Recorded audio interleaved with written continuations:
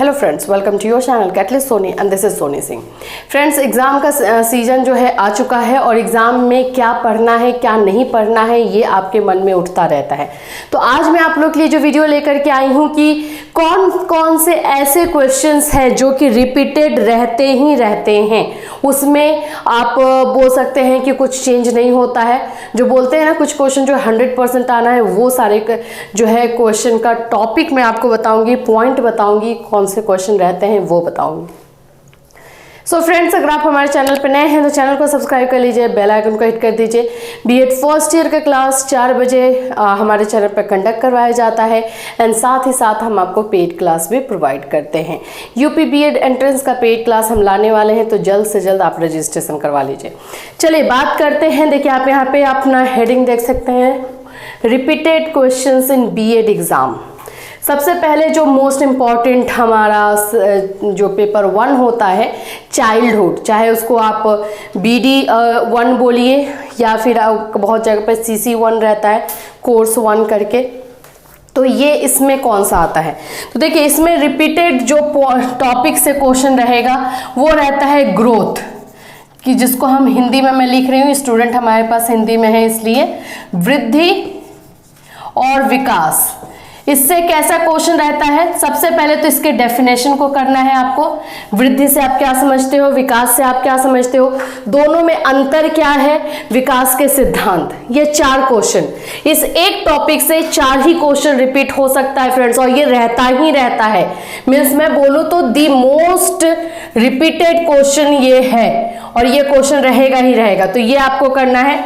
दूसरा टॉपिक जो होता है विकास की अवस्थाएं, इसको ये भी आ सकता है कि ह्यूमन बीइंग यानी कि मानव की विकास की अवस्थाएं, ये भी लिख देता है। लेकिन ये विकास की अवस्था, इसमें कौन कौन सी अवस्था आएगी? सबसे पहले शैशवावस्था आपको अच्छे से करना है, दूसरा बाल्यावस्था करना है, किशोरावस्था करना है। 3 अवस्थाओं को एकदम रट जाइएगा।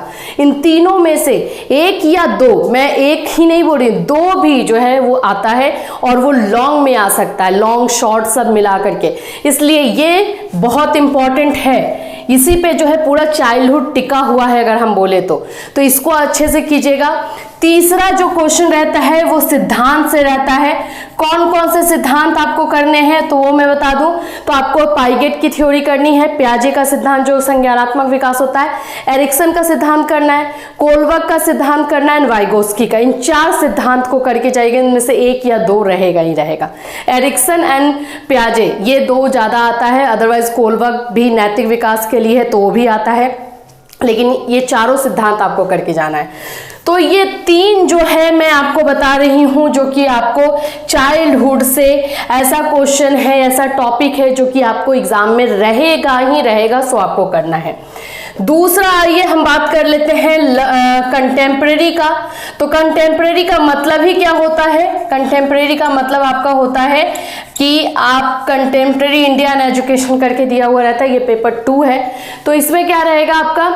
तो इसमें रहता है कि शिक्षा जो एजुकेशन है हमारा वो हिस्ट्री में कैसा था, एजुकेशन की हिस्ट्री आपको करनी रहती है। तो सबसे पहला इसमें जो टॉपिक आपका आएगा हिस्ट्री ऑफ एजुकेशन। इसमें सभी तरह की जो चीजें अभी तक हुई हैं, अब इसमें क्या क्या आएगा वो मैं बता रही हूँ। मेकाले की थ्योरी आएगी, 1813 का आज्ञा पत्र जो होता है वो आएगा। इसमें जो है ब्रिटिशर्स ने जितने भी चेंजेस किए वो आएगा। इसमें आपका वैदिक काल भी आता है, मुस्लिम काल भी आता है। मतलब हिस्ट्री ऑफ एजुकेशन अगर हम बात करें तो आप समझ रहे हो कितना वाइड हो गया। तो इसको 3 पार्ट में कीजिएगा, वैदिक काल, मुस्लिम, फिर आपका बुद्धिज्म आ जाता है, 3 ये हो गए, और उसके बाद से आपका ब्रिटिशर्स, यानी कि 4 पार्ट में एजुकेशन को इधर देखना है। उसके बाद जो अभी चल रहा है जिसको हम क्या बोलते हैं, समकालीन, इसको हम क्या बोलते हैं, समकालीन, जो हमारी बोल सकते हैं आजादी के बाद जो जो निर्णय लिया गया शिक्षा के क्षेत्र में वो। तो इसमें स्टार्ट 1952 से करेंगे, मुदेलर कमीशन। 1986 आपका आएगा जो शिक्षा नीति बनी थी। 1964 जो कोठारी कमीशन के नाम से जाना जाता है। 1992 जो कि शिक्षा नीति को रिवाइज किया गया था। 2005 करिकुलम फ्रेमवर्क, इसके अलावा भी जो है सर्व शिक्षा अभियान चला, इक्वालिटी के लिए बात हुई। फिर तीसरा जो पॉइंट आता है आपका आता है वंचित क्षेत्र, वंचित वर्ग बोलिए, ऐसे बोल सकते हैं कैटेगरी हमारे समाज में है जिसको कि एजुकेशन के लिए इक्वल अपॉर्चुनिटीज नहीं मिली थी, चाहे वो जाति की वजह से हो, चाहे पैसे की वजह से हो, चाहे ऊंच नीच की वजह से हो, जो भी। तो ये 3 टॉपिक से क्वेश्चन जो है कंटेम्प्रेरी में रहता ही रहता है। हमारा जो हिस्ट्री ऑफ एजुकेशन है ये थोड़ा वाइड है, तो इसमें से तो आपको 2 से 3 क्वेश्चन आ जाते हैं। और फिर हमारा समकालीन है तो इससे भी आते हैं, क्योंकि ये भी अब बहुत काफी लंबा गैप हो गया है हमारे फ्रीडम के बाद, तो इससे भी क्वेश्चन रहेगा। वंचित वर्ग से डेफिनेटली क्वेश्चन रहता ही रहता है, इक्वालिटी की बात हमारी इंडिया में होती है तो ये आपका हो गया कंटेम्प्रेरी। तीसरा जो हमारा पेपर है लर्निंग एंड टीचिंग है। लर्निंग एंड टीचिंग से क्वेश्चन कैसा रहता है, तो लर्निंग एंड टीचिंग से ज़्यादा मैं इसमें नहीं बोलूँगी, इसमें आपका जो है लर्निंग का डेफिनेशन करना है, आपको डेफिनेशन करना है दोनों का, लर्निंग का है, टीचिंग का है, ये डेफिनेशन लर्निंग एंड टीचिंग दोनों का करना है। दूसरा जो है थ्योरीज जो भी है आपके, थ्योरीज में मैं बोलूँ तो थॉर्नडाइक की थ्योरी है, पावलोव की थ्योरी है, गेने की थ्योरी है, जितनी भी थ्योरीज हैं 3 से 4 ये करना है। और तीसरा जो है फैक्टर्स। फैक्टर्स क्या है, तो फैक्टर्स जो कि लर्निंग को इफेक्ट करने वाले फैक्टर्स कौन से हैं, टीचिंग को इफेक्ट करने वाले फैक्टर्स कौन से हैं। ये जो लर्निंग एंड टीचिंग है ना, ये पूरी तरीके से अगर मैं बोलूँ तो लर्निंग एंड टीचिंग के आसपास ही घूमने वाला टॉपिक है।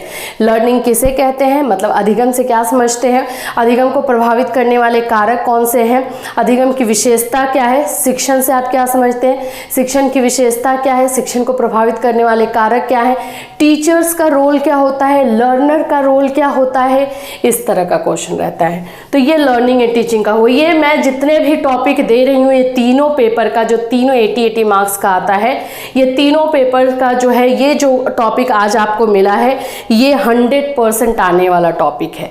तो इसको अच्छे से कीजिएगा, बहुत मैं बोलूँगी कि डिटेल में जा कर के कीजिएगा तो ज़्यादा अच्छा रहेगा। सो फ्रेंड्स, ये रहे 3 बुक जिनसे इम्पॉर्टेंट टॉपिक जो आपके एग्जाम में आपको हेल्प करेगा। और भी अगर आपको कोई सजेशन या फिर कुछ हेल्प हमसे चाहिए होगा तो आप इस वीडियो में हमें कमेंट कर सकते हैं या इंस्टाग्राम पे हमें फॉलो करके मैसेज कर सकते हैं। फिर मिलूंगी, चल then, have a nice day.